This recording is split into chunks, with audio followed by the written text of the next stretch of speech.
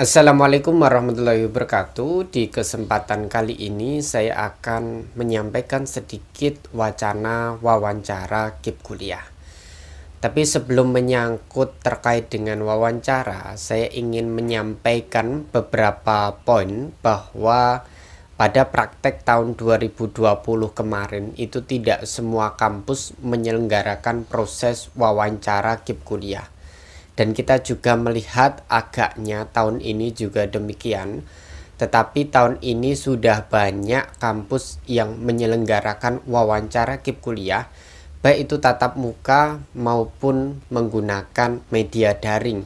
Dan ini tentu sebagai bagian komitmen kampus untuk memastikan bahwa beasiswa ini nantinya harus jatuh ke tangan-tangan yang benar-benar membutuhkan. Jangan sampai beasiswa ini kemudian melayang ke tangan-tangan orang-orang yang tidak bertanggung jawab dengan memanipulasikan data dan memanfaatkan keadaan COVID-19 ini, yang di banyak kampus kemudian seleksinya itu tidak dilakukan secara teliti atau tidak diselenggarakannya survei, sehingga kecurangan-kecurangan bisa muncul sedemikian hebatnya, dan itu akan menimbulkan keresahan dan menimbulkan image buruk dari beasiswa ini sendiri, sehingga wawancara ini adalah menjadi bagian yang perlu diperhatikan sungguh-sungguh oleh kampus sebagai bahan penilaian, sebagai bahan untuk mempertimbangkan apakah si calon pelamar KIP kuliah ini layak atau tidak layak. Jangan sampai justru kampus kemudian membuat standar-standar sendiri yang absurd dan tidak bisa dipertanggungjawabkan, yang kemudian memunculkan rasa ketidakadilan di kemudian hari, di mana anak yang seharusnya mendapat tidak mendapat beasiswa ini, sedangkan anak-anak yang memanipulasi data justru mendapatkan beasiswa ini.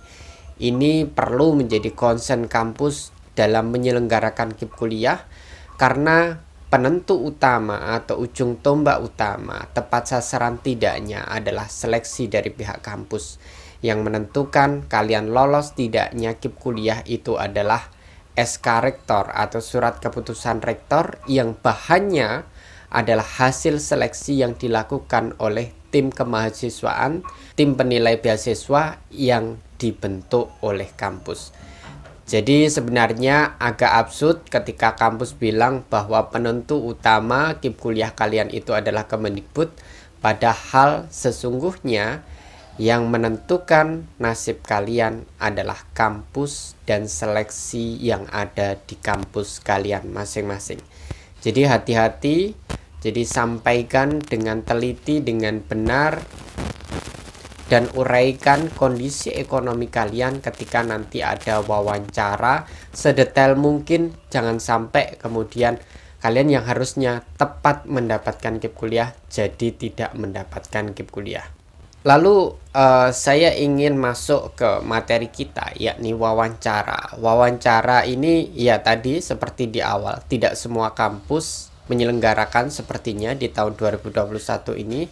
Dan ketika kampus tidak menyelenggarakan, ya itu sah saja sesuai dengan keputusan kampus.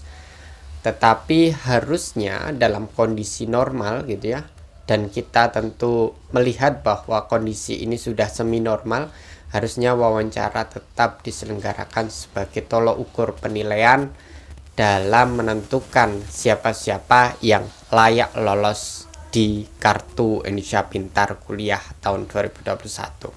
Isi dan tema wawancara secara umum ialah untuk memvalidasi atau memastikan bahwa berkas dan data yang kalian sampaikan ketika kampus meminta berkas-berkas A, B, C, D sampai Z, dan kalian sudah mengumpulkannya, tentu kampus mau meminta klarifikasi ke kalian. Apakah data yang kalian sampaikan ini benar? Apakah penghasilannya sudah benar? Apakah pekerjaannya sudah benar? Dan lain sebagainya. Itu perlu diklarifikasi kampus, dan kampus perlu mendapat penegasan-penegasan tertentu yang memperkuat bahwa pengajuan KIP kuliah kalian ini valid dan layak untuk ditindaklanjuti ke proses berikutnya, yakni mungkin proses survei atau proses penetapan kalian sebagai penerima KIP kuliah tahun 2021 ini. Tema besar wawancara KIP kuliah ya tadi, kondisi ekonomi kalian akan dipertanyakan. Apakah memang orang tua kalian ini tidak mampu misalnya? Apakah memang gaji orang tua kalian sekian? Apakah memang orang tua kalian itu punya KKS, kamu punya KIP, atau punya bantuan-bantuan lain yang bisa memperkuat pengajuan KIP kuliahmu? Jika kamu mempunyai data-data, misalnya seperti KKS, KIP, tentu kalian wajib melampirkannya sebagai data penguat pengajuan KIP kuliah.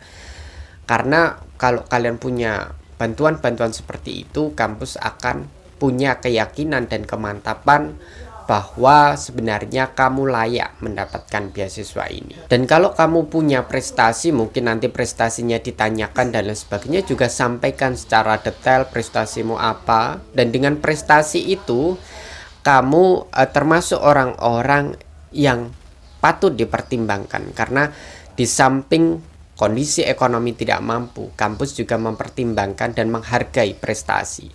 Jadi kalau kamu punya prestasi dan ditanyakan prestasimu apa selama SMA, jadi prestasi yang dipertimbangkan adalah prestasi selama SMA, bukan prestasi SD, TK, atau mungkin PAUD, tidak. Jadi prestasi selama SMA, gitu ya. Jadi jangan prestasi TK kemudian dimasukkan, disampaikan, itu tentu wah, nggak enak gitu ya. Lalu di samping itu kadang juga ditanyakan komitmen kalian untuk kuliah di kampus ini seperti apa. Nanti siap nggak tidak menikah gitu ya. Siap nggak jika nanti misalnya kalian dibebankan kewajiban-kewajiban IPK harus sekian, IPK harus di atas 3, atau kemudian harus ikut organisasi minimal 1 misalnya gitu, atau harus membuat PKM dan lain sebagainya. Apakah siap atau tidak? Jadi itu harus kalian tegaskan ketika ada pertanyaan-pertanyaan seperti itu. Termasuk misalnya kalian jurusan kedokteran itu kan harus lulus tepat waktu, maksimal 8 semester baru dapat nanti perpanjangan profesi 4 semester. Itu harus ada penegasan karena jurusan itu mahal, jurusan kedokteran. Kalau hanya disupport oleh biaya hidup saja, apakah kamu bisa bertahan di jurusan kedokteran itu, misalnya seperti itu. Atau di jurusan-jurusan lain, misalnya ditanya komitmenmu, kamu keterima di pilihan kedua, bagaimana menurut pandanganmu? Apakah kamu siap ketika nanti di tengah jalan merasa salah jurusan? Apakah kamu siap menjalani perkuliahan sampai dengan 8 semester gitu ya? Ini kan menjadi bagian pertanyaan-pertanyaan komitmen bahwa kamu serius, kamu benar-benar pengen kuliah di sini dengan beasiswa KIP kuliah ini. Karena ya di luar sana banyak yang pengen mendapatkan beasiswa ini tapi mereka tidak punya kesempatan gara-gara tidak lolos di SNMPTN, SBMPTN, atau jalur masuk perguruan tinggi penyelenggara KIP kuliah. Dan itu menurut saya bagi kalian yang keterima di KIP kuliah di SNMPTN itu adalah kesempatan yang berharga yang harus kita syukuri bersama. Dan kalian harusnya bersyukur entah keterima di pilihan pertama, pilihan kedua. Yang pasti kalau kalian punya komitmen dari awal dan merasa bahwa itu adalah pilihan Tuhan, itu adalah campur tangan Tuhan yang kemudian menjadikan kalian keterima di pilihan itu, insya Allah tidak ada hal yang perlu kalian khawatirkan. Karena tentu yang terbaik adalah yang ditakdirkannya gitu ya. Yang ditakdirkannya untukmu itu pasti yang terbaik, dan itu merupakan jalan yang harus kamu lalui dengan ikhtiar sungguh-sungguh, bukan dengan main-main gitu ya. Kalau dengan main-main ya jadinya tidak berkah, jadinya akan terbengkalai dan lain sebagainya. Kemudian kadang juga ada kampus yang mempertanyakan bagaimana nanti kalau kamu tidak dapat beasiswa ini, apa yang akan kamu lakukan? Kamu kuliah atau putus gitu ya, tidak jadi kuliah gitu. Ini menjadi pertanyaan komitmen yang penting gitu ya. Kalau kamu jawabnya, wah gimana ya Pak, saya mungkin ya putus gitu ya, itu menunjukkan bahwa kamu memang tidak punya usaha untuk mencari jalan lain. Padahal di kampus itu ada jalan lain kalau kalian mau membicarakan itu dengan pimpinan kampus. Misal sowan rektor, sowan wakil rektor, tentu akan dicarikan jalan-jalan cari beasiswa lain, beasiswa anak asuh dan lain sebagainya, yang tentu akan membantu kalian tetap bisa bertahan, tentu dengan berbagai jalan usaha yang harus kalian tempuh.